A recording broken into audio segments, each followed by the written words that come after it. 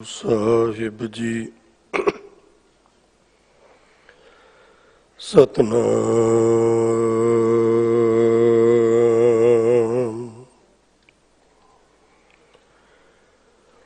ਵਾਹਿਗੁਰੂ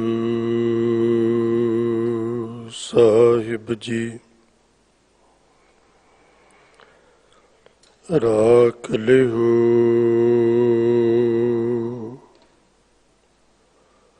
ਹਮ ਤੇ ਬਿਗਰੀ,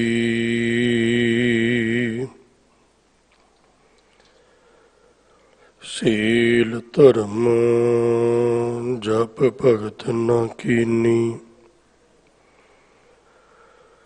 ਹਉ ਅਭਿਮਾਨ ਢੇਡ ਪਗਰੀ,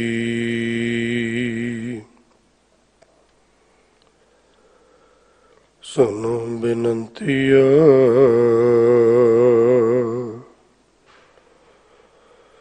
ਸੁਆਮੀ ਮੇਰੇ ਰਾਮ।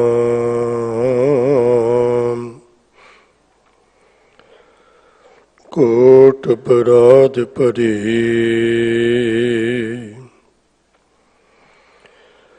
ਭੀ ਤੇਰੇ ਚੇਰੇ ਰਾਮ। कोट अपराध हमारे खंडो, अनक विधि समझाव।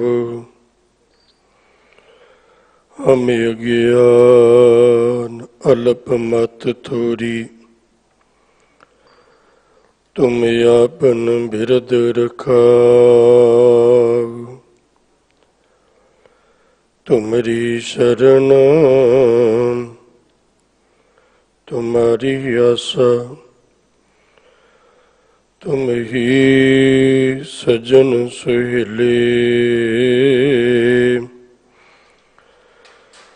राखो राखन हार दयाला, नानक घर के गोले।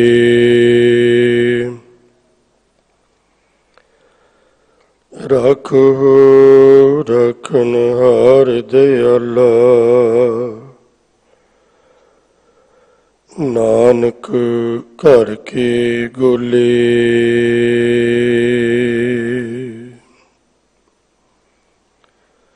सन्मान सत्कारयोग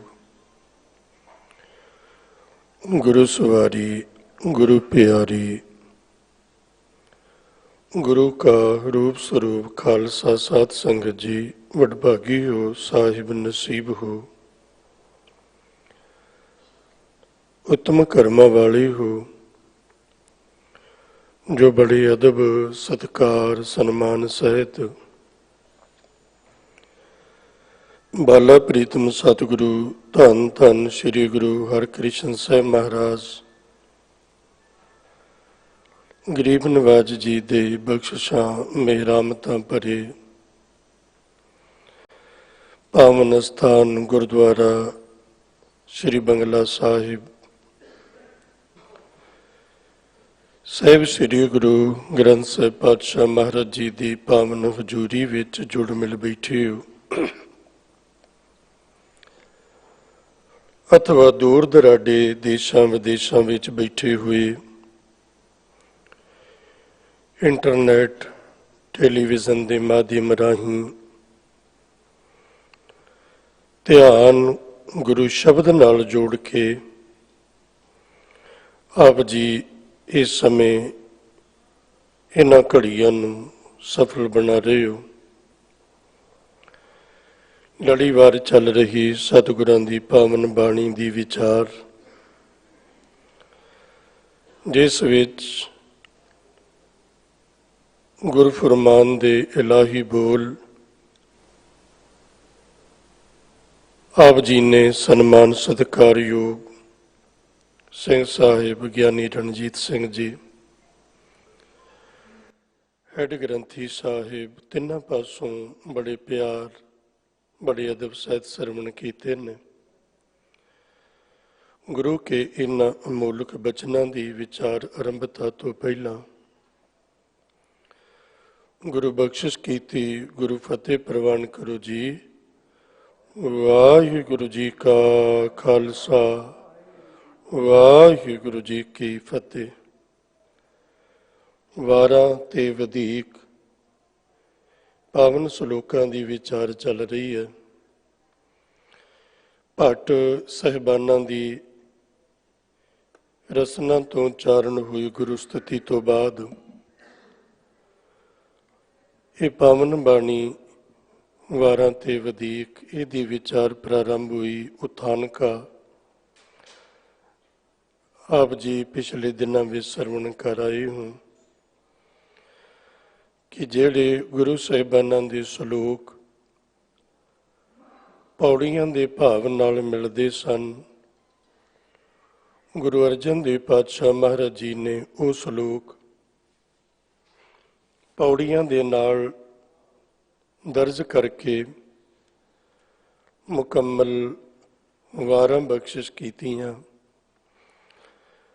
ਅਤੇ ਜਿਹੜੇ ਸ਼ਲੋਕ ਉਹਨਾਂ ਵਾਰਾਂ ਨਾਲੋਂ ਵੱਧ ਗਏ ਉਹ ਜਾ ਕੇ ਧੰਨ ਗੁਰੂ ਗ੍ਰੰਥ ਸਾਹਿਬ ਪਾਤਸ਼ਾਹ ਮਹਾਰਾਜ ਜੀ ਦੇ ਆਖਰੀ ਦੇ ਪੰਨਿਆਂ ਤੇ ਮਹਾਰਾਜ ਜੀ ਨੇ ਉਹ ਸ਼ਲੋਕ ਦਰਜ ਕੀਤੇ। ਇਸੇ ਲਈ ਸਿਰਲੇਖ ਵੀ ਇਹੀ ਹੈ, ਸ਼ਲੋਕ ਵਾਰਾਂ ਤੇ ਵਧੀਕ। ਮਹੱਲਾ ਪਹਿਲਾ ਫਿਰ ਮਹੱਲਾ ਤੀਜਾ, ਕਿਉਂਕਿ ਮਹੱਲੇ ਦੂਜੇ ਦੇ ਸ਼ਲੋਕ ਸਾਰੇ ਵਾਰਾਂ ਵਿੱਚ ਪਿੱਛੇ ਆ ਚੁੱਕੇ ਨੇ। ਸਤਿਗੁਰਾਂ ਦੀ ਕਿਰਪਾ ਨਾਲ 1413 ਅੰਗ ਤੇ ਗੁਰੂ ਅਮਰਦਾਸ ਮਹਾਰਾਜ ਜੀ ਦੀ ਪਵਿੱਤਰ ਰਸਨਾ ਤੋਂ ਉਚਾਰਨ ਹੋਏ ਸੰਸਾਰ ਦੇ ਭਲੇ ਹਿੱਤ, ਸਮੁੱਚੇ ਸੰਸਾਰ ਦੀ ਝੋਲੀ ਵਿੱਚ ਸੁੱਖ ਪਾਉਣ ਵਾਲੇ ਇਹ ਅਗੰਮੀ ਬੋਲ ਜੋ ਮਹਾਰਾਜ ਜੀ ਨੇ 9ਵਾਂ ਤੇ 10ਵਾਂ ਸ਼ਲੋਕ ਬਖਸ਼ਿਸ਼ ਕੀਤਾ ਹੈ। ਮਹਾਰਾਜ ਜੀ ਨੇ ਪਹਿਲੀ ਪੰਕਤੀ ਵਿੱਚ ਕਿਰਪਾ ਕੀਤੀ, ਦੁੱਖ ਵਿਸਾਰਨ ਸ਼ਬਦ ਹੈ, ਜੇ ਮਨ ਵਸਾਏ ਕੋਈ। ਦੁੱਖਾਂ ਦੀ ਨਿਵਰਤੀ ਵਾਸਤੇ ਅਸੀਂ ਗੁਰੂ ਕੋਲ ਆਉਂਦੇ ਹਾਂ। ਇਹ ਸਾਨੂੰ ਗੁਰੂ ਤੇ ਮਾਣ ਵੀ ਹੈ ਔਰ ਇਹ ਸਾਡਾ ਹੱਕ ਵੀ ਹੈ। ਕਿਸੇ ਵੀ ਤਰ੍ਹਾਂ ਦਾ ਸਾਡੇ ਜੀਵਨ ਵਿੱਚ ਕੋਈ ਦੁੱਖ ਹੈ ਤੇ ਸਾਡੇ ਕੋਲ ਉਹਦੀ ਨਿਵਰਤੀ ਦਾ ਜ਼ਰੀਆ ਕੇਵਲ ਗੁਰੂ ਦਾ ਘਰ ਹੈ। ਇਸੇ ਭਾਵਨਾ ਦੇ ਨਾਲ ਅਸੀਂ ਸੁੱਖ ਵਿੱਚ, ਦੁੱਖ ਵਿੱਚ, ਖੁਸ਼ੀ ਵਿੱਚ, ਗਮੀ ਵਿੱਚ, ਔਖੇ ਸਮੇਂ, ਸੌਖੇ ਸਮੇਂ, ਭੀੜ ਵਿਪਤਾ ਵਿੱਚ ਗੁਰੂ ਦਾ ਆਸਰਾ ਤੱਕਦੇ ਹਾਂ ਔਰ ਇਸ ਮਾਣ ਨਾਲ ਤੱਕਦੇ ਹਾਂ, ਮੈਂ ਤਾਣ ਦੀ ਬਾਣ ਤੂੰ ਹੈ ਮੇਰੇ ਸੁਆਮੀ, ਮੈਂ ਤੁਧੇ ਅੱਗੇ ਅਰਦਾਸ, ਮੈਂ ਹੋਰ ਥਾਉ ਨਾਹੀਂ, ਜਿਸ ਪੈ ਕਰੂੰ ਬੇਨੰਤੀ, ਮੇਰਾ ਦੁੱਖ ਸੁੱਖ ਤੁਝ ਹੀ ਪਾਸ। ਦੁੱਖਾਂ ਦੀ ਨਿਵਰਤੀ ਕਰਵਾਉਣ ਲਈ ਗੁਰੂ ਕੋਲ ਆਉਂਦੇ ਹਾਂ। ਇੱਥੋਂ ਤੱਕ ਇਹ ਸਾਡਾ ਫਰਜ਼ ਹੈ, ਇੱਥੋਂ ਤੱਕ ਸਾਡਾ ਕਰਮ ਹੈ। ਦੁੱਖਾਂ ਦੀ ਨਿਵਰਤੀ ਕਰਨੀ ਕਿਸ ਤਰੀਕੇ ਨਾਲ ਹੈ, ਇਹ ਅੱਗੋਂ ਗੁਰੂ ਦਾ ਕੰਮ ਹੈ, ਗੁਰੂ ਜਾਣੇ। ਇਹ ਤੋਂ ਅੱਗੇ ਅਸੀਂ ਆਪਣੀ ਸਿਆਣਪ, ਆਪਣੀ ਅਕਲ ਨਹੀਂ ਵਰਤਣੀ। ਵੈਦ ਕੋਲ ਰੋਗੀ ਮਨੁੱਖ ਪਹੁੰਚ ਜਾਵੇ, ਉਹਦਾ ਇੰਨਾ ਹੀ ਕੰਮ ਹੈ ਕਿ ਜਾ ਕੇ ਦੱਸ ਦੇਵੇ ਮੈਂ ਰੋਗੀ ਹਾਂ ਔਰ ਮੈਨੂੰ ਆਹ ਤਕਲੀਫ ਹੈ। ਕਿੱਦਾਂ ਠੀਕ ਕਰਨਾ ਹੈ, ਉਹਦੀ ਦਵਾਈ ਕਿਹੜੀ ਹੈ, ਉਹਦੀ ਔਸ਼ਧੀ ਕਿਹੜੀ ਹੈ, ਇਹ ਕੰਮ ਰੋਗੀ ਦਾ ਨਹੀਂ, ਇਹ ਕੰਮ ਵੈਦ ਦਾ ਹੈ। ਹੁਣ ਜਦੋਂ ਰੋਗੀ ਵੈਦ ਕੋਲੋਂ ਆਪਣੀ ਮਰਜ਼ੀ ਦਾ ਇਲਾਜ ਕਰਾਉਣਾ ਚਾਹੇਗਾ, ਉਹ ਤੇ ਸਮੱਸਿਆ ਪੈਦਾ ਹੋਏਗੀ। ਉਹ ਆਖੇਗਾ ਵੀ ਤੇਰਾ ਆ ਰੋਗ ਹੈ, मैं इस तरीके नाल ठीक करांगा, ते रोगी आके नहीं ये मैनू नहीं मंजूर, तू मेरे हिसाब नाल इलाज कर, ये मुश्किल है। यही आदत आपां गुरु कोल आके भी वरतदे हां। चाहुंदे हां दुखां दी निवृत्ति। साडा मकसद की है? साडा मकसद सिर्फ इन्ना भी जिंदगी सुख नाल बतीत होवे, बस इस तो परे तो कोई मकसद नहीं ना। जीवन विच सुख चाहिदा, गल ते नहीं है। और एक होर बेनती, ये सोच कोई माड़ी सोच नहीं है। ਇਹਦਾ जे तुसीं पिछोकड़ ਲੱਭੋਗੇ ना गुरबाणी चों भी मेरे अंदर ये सोच किवें आई कि मैं आनंद विच रवां, सुख विच रवां, ਇਹਦਾ ਨਿਰੋਲ ਕਾਰਨ ਤੁਹਾਨੂੰ ਧਾਰਮਿਕ ਲੱਭੇਗਾ। ਕਾਰਨ ਕੀ? ਇੱਕ ਪਰਿਵਾਰਾਂ 'ਚ ਉਦਾਹਰਣ ਦੇਵਾਂ, ਜਿਹੜੀ ਧੀ ਰਾਣੀ ਨੇ ਪੇਕੇ ਘਰ ਵਿੱਚ ਸੁੱਖ ਮਾਣੇ ਹੋਣ, ਉਹ ਸਹੁਰੇ ਪਰਿਵਾਰ ਵਿੱਚ ਵੀ ਸੁੱਖ ਦੀ ਅਭਿਲਾਸ਼ਾ ਰੱਖਦੀ ਹੈ। ਤੇ ਸੁੱਖ ਦੀ ਅਭਿਲਾਸ਼ਾ ਰੱਖਣੀ ਕੋਈ ਗੁਨਾਹ ਤੇ ਨਹੀਂ ਹੈ, ਕੋਈ ਗਲਤੀ ਨਹੀਂ ਹੈ। ਜੇ ਮੈਂ ਇਹ ਚਾਹਾਂ कि मेरा जीवन आनंद ना बतीत होवे, ये कोई गुनाह नहीं है। हाँ, इस लालसा की पूर्ति लई कई बारी आपां गुनाह कर बैठते अज्ञानता च। इतों तक ये सोच माड़ी नहीं। कारण की? ये सोच कितों पैदा हुई? मेरी सुरत विच, मेरे जिहन विच सुख दी, आनंद दी ये सोच कितों पैदा हुई? और ये तो बाहरों किसी ने नहीं सिखाई, कितने स्कूल तो, किसी कॉलेज तो, परिवार तो किसी ने नहीं दसिया। ये तो जन्म तो बाद उस वेले ही शुरू हो गई। पहले प्यार लगा तन दुध, सुख ते दुख का अनुभव बच्चे नूं जन्म हुंदिया सार माता ते पिता की पछाण तो पहला हो जाता है। इनू भुख लगी, इनू दुख महसूस होया, दुध मिल गया, इनू सुख महसूस होया। भुख लगी, इनू दुख महसूस होया, रोन लग गया। दुध मिल गया, सुख महसूस होया, चुप कर गया। ये सुख दुख है ना, सुख दुख की समझ। और ये ख्याल जन्म तो ही साडी सुरत विच आ जाता। क्यों आउंदा है? क्योंकि जिस परम पिता परमात्मा तो आप सारे आए हैं ना, ये जिंद जीव आत्मा जिस परम आत्मा तो आई है, इस जिंद ने अपने उस पिता के घर विच कोई दुख नहीं वेखिया। मालिक के घर दुख है ही नहीं, गुरु घर दुख है ही नहीं। इत्थे की है? तेरे घर आनंद वधाई तुध कर। इत्थे आनंद ही आनंद है, इत्थे सुख ही सुख है, इत्थे खुशियां ही खुशियां, इत्थे खेड़े ही खेड़े। कई बार आउंदा ना कि गुरु किसी नूं दुख नहीं दिंदा। क्यों नहीं दिंदा? गुरु कोल है ही नहीं। जो चीज़ जिहदे कोल होवे गुरु ही देगा ना। गुरु कोल दुख है ही नहीं, गुरु किवें देवे? गुरु किसी नूं फिकर नहीं दिंदा, गुरु किसी नूं चिंता नहीं दिंदा। क्यों नहीं? गुरु कोल है ही नहीं। गुरु कोल चिंता नहीं, गुरु कोल गम नहीं, गुरु कोल फिकर नहीं। काम न क्रोध न लोभ न मोह न रोग न सोग न भोग न भय है, गुरु च नहीं है। जो गुरु च नहीं है वो गुरु नहीं दिंदा। गुरु कोल आनंद है, गुरु कोल सहज है, गुरु कोल टिका है, गुरु कोल सुकून है। जे तू आनंद की प्राप्ति चाहना ताई ते आवाज मारी न, जो सुख को चाहे सदा। केड़ा सुख? सदीवी सुख। जे चाहना है ते आ शरण राम की ले, वो तेन गुरु को मिलेगा। होर कितों क्यों नहीं मिलेगा? होर कितों इसलिए नहीं मिलेगा किते होवे ते मिले। जिथे जिथे लभदे आ उथे है नहीं, सिर्फ परछावां है, सिर्फ झलकारा है। जिवें दो तरह का भुलेखा मिरग नूं पैंदा, एक ते मारू थला विच पानी दा और एक कस्तूरी दी खुशबू दा। ਦੂਰ ਦਰਾਡੇ ਰੇਤਲੀ ਥਾਂ ਤੇ ਦਿਖਾਈ ਪੈਂਦਾ ਪਾਣੀ ਹੋਏਗਾ, ਦੌੜ ਕੇ ਉਸ ਜਗ੍ਹਾ ਤੇ ਜਾਂਦੀ, ਉੱਥੇ ਪਾਣੀ ਨਹੀਂ, ਉੱਥੇ ਵੀ ਰੇਤਾ। ਪਾਣੀ ਨਹੀਂ ਹੈ, ਉਹਦਾ ਝਲਕਾਰਾ ਪੈ ਰਿਹਾ, ਉਹਦਾ ਭੁਲੇਖਾ ਹੈ, ਉਹਦਾ ਅਕਸ਼ ਹੈ। ਇਸੇ ਤਰ੍ਹਾਂ ਜਿੱਥੋਂ ਜਿੱਥੋਂ ਸਾਨੂੰ ਸੁੱਖ ਦੀ ਆਸ ਜਾਂ ਸੁੱਖ ਲੱਗਦਾ ਹੈ ਨਾ, ਉੱਥੇ ਸੁੱਖ ਹੈ ਨਹੀਂ, ਸੁੱਖ ਦਾ ਭੁਲੇਖਾ ਹੈ।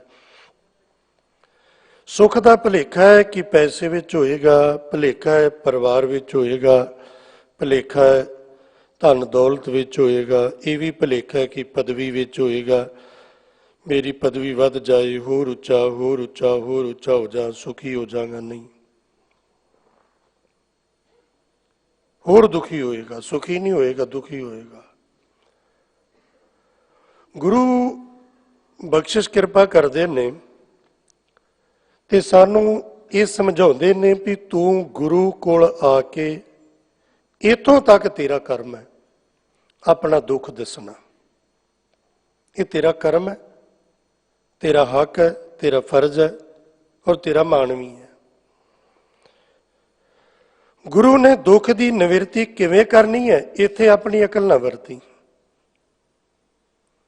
ਇੱਥੇ ਨਾ ਅਕਲ ਵਰਤੀ, ਇੱਥੇ ਫਿਰ ਜੋ ਗੁਰੂ ਆਖੇ ਉਸ ਤਰ੍ਹਾਂ ਕਰ ਲਈ।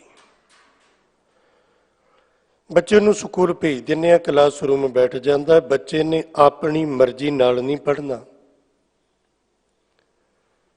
ਟੀਚਰ ਨੇ ਆਪਣੀ ਮਰਜ਼ੀ ਨਾਲ ਬੱਚੇ ਨੂੰ ਪੜ੍ਹਾਉਣਾ ਹੈ। ਬੱਚਾ ਸਕੂਲੇ ਆਪਣੀ ਮਰਜ਼ੀ ਨਾਲ ਪੜ੍ਹਦਾ ਹੈ ਕਿ ਟੀਚਰ ਦੀ ਮਰਜ਼ੀ ਨਾਲ ਪੜ੍ਹਦਾ ਹੈ? ਜੇ ਆਪਣੀ ਮਰਜ਼ੀ ਨਾਲ ਪੜ੍ਹਨ ਲੱਗੇ ਤੇ ਤੁਸੀਂ ਸਿਆਣੇ ਹੋ, ਸਾਡਾ ਬੱਚਾ ਕੱਖ ਨਹੀਂ ਪੜ੍ਹ ਸਕਦਾ, ਉਹ ਤੇ ਚਾਹੁੰਦਾ ਹੀ ਨਹੀਂ ਪੜ੍ਹਨਾ, ਉਹ ਤੇ ਆਨੇ ਬਹਾਨੇ ਕਰੇਗਾ। ਆਪਣੀ ਮਰਜ਼ੀ ਨਾਲ ਕੋਈ ਮਰੀਜ਼ ਵੈਦ ਕੋਲੋਂ ਠੀਕ ਨਹੀਂ ਹੋ ਸਕਦਾ, ਆਪਣੀ ਮਰਜ਼ੀ ਦੀ ਦਵਾਈ ਖਾ ਕੇ। ਆਪਣੀ ਮਰਜ਼ੀ ਨਾਲ ਉਸਤਾਦ ਕੋਲੋਂ ਕੋਈ ਤਾਲੀਮ ਆਪਣੇ ਤਰੀਕੇ ਨਾਲ ਲੈਣਾ ਚਾਹਵੇ ਨਹੀਂ ਲੈ ਸਕਦਾ। ਆਪਣੇ ਤਰੀਕੇ ਨਾਲ ਅਸੀਂ ਗੁਰੂ ਨੂੰ ਆਖੀਏ ਵੀ ਤੂੰ ਮੈਨੂੰ ਸੁਖੀ ਤੇ ਕਰ, ਪਰ ਮੇਰੇ ਤਰੀਕੇ ਨਾਲ ਕਰ, ਅਸੀਂ ਕਦੀ ਸੁਖੀ ਨਹੀਂ ਹੋ ਸਕਦੇ। ਔਰ ਸ਼ਾਇਦ ਇਸੇ ਕਰਕੇ ਅੱਜ ਤੱਕ ਸੁਖੀ ਨਹੀਂ ਆ। ਇੱਕ ਦੂਸਰੇ ਦੇ ਨਾਲ ਆਪਣਾ ਭੁਲੇਖਾ ਹੈ ਤੇ ਪੜਦਾ ਹੈ, ਇੱਕ ਦੂਸਰੇ ਤੋਂ ਆਪਣਾ ਪੜਦਾ ਹੈ, ਇਉਂ ਲੱਗਦਾ ਵੀ ਉਹ ਬੜਾ ਸੁਖੀ, ਉਹ ਲੱਗਦਾ ਉਹ ਬੜਾ ਸੁਖੀ।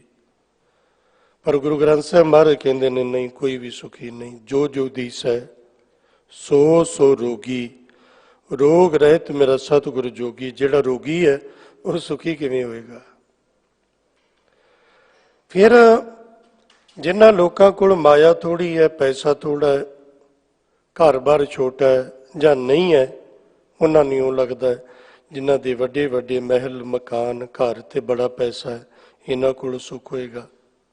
ਮਾਰੇ ਕਹਿੰਦੇ ਮੇਰੇ ਤੋਂ ਪੁੱਛ, ਵੱਡੇ ਵੱਡੇ ਜੋ ਦੀਸ ਹੈ ਲੋਗ, ਤਿਨ ਕੋ ਵਿਆਪੈ ਚਿੰਤਾ ਰੋਗ। ਤੁਸੀਂ ਇਤਿਹਾਸ 'ਚ ਔਰੰਗਜ਼ੇਬ ਦਾ ਪੱਖ ਪੜ੍ਹੋਗੇ ਤੇ ਔਰੰਗਜ਼ੇਬ ਦਾ ਗੁਰੂ ਤੇਗ ਬਹਾਦਰ ਮਹਾਰਾਜ ਜੀ ਦੀ ਸ਼ਹਾਦਤ ਤੋਂ ਬਾਅਦ ਦਾ ਜਿਹੜਾ ਸਮਾਂ ਹੈ ਉਹ ਇਹ ਹੈ ਵੀ ਔਰੰਗਜ਼ੇਬ ਵਰਗਾ ਦੁਖੀ ਇਨਸਾਨ ਇਹ ਸਾਰੀ ਧਰਤੀ ਤੇ ਕੋਈ ਨਹੀਂ ਲੱਭੇਗਾ। ਕਿ ਉਹਦੇ ਕੋਲ ਪੈਸਾ ਨਹੀਂ ਹੈ, ਧਨ ਦੌਲਤ ਨਹੀਂ ਹੈ, ਕਿ ਪਰਿਵਾਰ ਨਹੀਂ ਹੈ, ਫੌਜਾਂ ਨਹੀਂ ਹੈ, ਪੂਰੇ ਦੇਸ਼ ਦਾ ਚੱਕਰਵਰਤੀ ਬਾਦਸ਼ਾਹ, ਫਿਰ ਵੀ ਸਭ ਤੋਂ ਵੱਧ ਦੁਖੀ। ਇਹ ਜਿੰਨੇ ਜ਼ਾਲਮ ਲੋਕਾਂ ਦਾ ਤੁਸੀਂ ਇਤਿਹਾਸ ਪੜ੍ਹੋਗੇ ਨਾ, ਹਿਟਲਰ, ਚੰਗੇਜ਼ ਖਾਨ, ਇਹ ਦੁਨੀਆ ਦੇ ਸਭ ਤੋਂ ਦੁਖੀ ਇਨਸਾਨ ਨੇ। ਔਰ ਜਿੰਨੇ ਤੁਸੀਂ ਭਗਤਾਂ ਦਾ ਜੀਵਨ ਪੜ੍ਹੋਗੇ, ਕਬੀਰ ਜੀ, ਰਵਿਦਾਸ ਜੀ, ਨਾਮਦੇਵ ਜੀ, ਸਧਨਾ ਜੀ, ਹੋਰ ਵੀ ਮੀਰਾ ਬਾਈ, ਗੁਰੂ ਗ੍ਰੰਥ ਸਾਹਿਬ ਮਹਾਰਾਜ ਦੀ ਬਾਣੀ 'ਚ ਜਿਹੜੇ ਨਹੀਂ ਵੀ, ਉਹਨਾਂ ਤੋਂ ਬਿਨਾਂ ਵੀ ਜਿੰਨੇ ਭਗਤ ਤੁਸੀਂ ਪੜ੍ਹੋਗੇ, ਇਹ ਦੁਨੀਆ ਦੇ ਸਭ ਤੋਂ ਸੁਖੀ ਇਨਸਾਨ ਨੇ।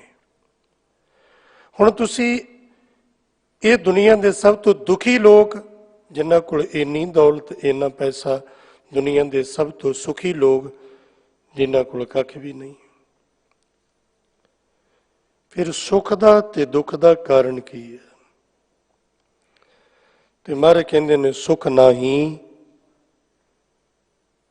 ਬਹੁ ਦੇਸ ਕਮਾਏ। ਜੇ ਕੋਈ ਕੁੱਲ ਸੰਸਾਰ ਦੀ ਦੌਲਤ ਵੀ ਇਕੱਠੀ ਕਰ ਲੈਣਾ ਤੇ ਆਖੇ ਸੁੱਖ ਹੋਏਗਾ, ਮਰ ਕਹਿੰਦੇ ਨਹੀਂ ਹੋਏਗਾ, ਸੁੱਖ ਹੈ ਹੀ ਨਹੀਂ। ਦੌਲਤ 'ਚ ਸੁੱਖ ਨਹੀਂ ਹੈ। ਜਿਸ ਜਿਸ ਚੀਜ਼ ਤੋਂ ਤੁਹਾਨੂੰ ਸੁੱਖ ਭਾਸਦਾ ਹੈ, ਸੁੱਖ ਲੱਗਦਾ ਹੈ, ਦੌਲਤ ਨਾਲ ਉਹ ਚੀਜ਼ ਮੁਹੱਈਆ ਹੋ ਸਕਦੀ ਹੈ, ਪਰ ਉਹਦੇ 'ਚ ਸੁੱਖ ਨਹੀਂ। ਇਹਨੂੰ ਸਮਝ ਲੈਣਾ। ਮੈਨੂੰ ਲੱਗਦਾ ਮੇਰੇ ਕੋਲ ਵੱਡੀ ਗੱਡੀ ਹੋਵੇ, ਇਹ ਦੌਲਤ ਨਾਲ ਆ ਸਕਦੀ ਹੈ। ਦੌਲਤ ਖਰਚ ਕੇ ਲੈ ਆਓਗੇ, ਜੋ ਤੁਸੀਂ ਸੋਚਿਆ ਹੈ ਵੀ ਇੱਥੋਂ ਮਿਲ ਜਾਏਗਾ, ਉਹ ਚੀਜ਼ ਮੁਹੱਈਆ ਹੋ ਜਾਏਗੀ, ਪਰ ਉਹਦੇ 'ਚ ਸੁੱਖ ਨਹੀਂ ਹੈ। ਸੁੱਖ ਨਹੀਂ ਹੈ ਉਹਦੇ 'ਚ। ਬਹੁਤ ਵੱਡੇ ਮਕਾਨ 'ਚ ਸੁੱਖ ਹੈ, ਮਾਇਆ ਨਾਲ ਵੱਡਾ ਮਕਾਨ ਬਣ ਜਾਏਗਾ, ਪਰ ਉਹਦੇ 'ਚ ਸੁੱਖ ਨਹੀਂ। ਉੱਚੇ ਮੰਦਰ ਸੁੰਦਰ ਨਾਰੀ, ਰਾਮ ਨਾਮ ਬਿਨ ਬਾਜੀ ਹਾਰੀ। ਮਹਾਰਾਜ ਦੀ ਬਾਣੀ 'ਚ ਪੜ੍ਹਿਓ, ਇੱਕ ਕੱਖਾਂ ਦੀ ਛੱਪੜੀ, ਇੱਕ ਹੀਰੇ ਮੋਤੀਆਂ ਨਾਲ ਜੜਤ ਮਹਿਲ, ਦੋਨਾਂ 'ਚ ਸੁੱਖ ਕਿੱਥੇ ਹੈ? ਮਹਾਰਾਜ ਕਹਿੰਦੇ ਭਲੀ ਸੁਹਾਵੀ ਛਾਪਰੀ ਜਾ ਮੈਂ ਗੁਣ ਗਾਏ, ਕਿਤ ਹੀ ਕਾਜ ਨ ਧੌਲ ਹਰ ਜਿਤ ਪ੍ਰਭ ਬਿਸਰਾਏ। ਉਹ ਕੱਖਾਂ ਦੀ ਕੁੱਲੀ, ਕੱਖਾਂ ਦੀ ਬਣੀ ਹੋਈ ਛਪਰੀ ਸੋਹਣੀ ਹੈ, ਸੁਖਦਾਈ ਹੈ, ਉਹਦੇ 'ਚ ਰਹਿਣ ਵਾਲੇ ਵੀ ਆਨੰਦ ਮਾਣਦੇ ਨੇ। ਜਿਸ ਕੱਖਾਂ ਦੀ ਕੁੱਲੀ 'ਚੋਂ ਰੱਬ ਦੇ ਨਾਮ ਦੀ ਆਵਾਜ਼ ਆਉਂਦੀ ਹੈ।